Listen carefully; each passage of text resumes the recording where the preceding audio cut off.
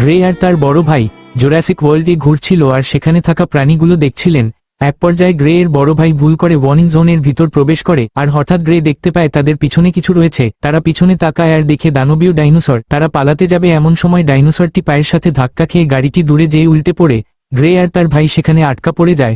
ডাইনোসরটি সেখানে এসে গাড়ির গ্লাস ভাঙার চেষ্টা করে।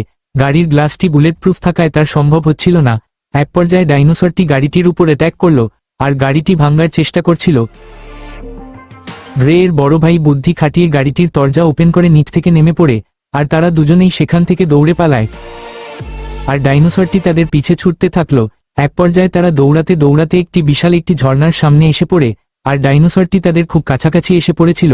তাদের কাছে আর কোন উপায় ছিল না, তাই জীবন বাঁচাতে তারা সেখান থেকে লাফ দিয়ে পানিতে ডুব দেয় আর ডাইনোসরটি এক পর্যায়ে সেখান থেকে ব্যর্থ হয়ে চলে যায়। আর এই যাত্রায় তাদের দুজনের প্রাণ বেঁচে যায়। ভিডিওটি ভালো লাগলে চ্যানেল সাবস্ক্রাইব করে পাশে থাকুন।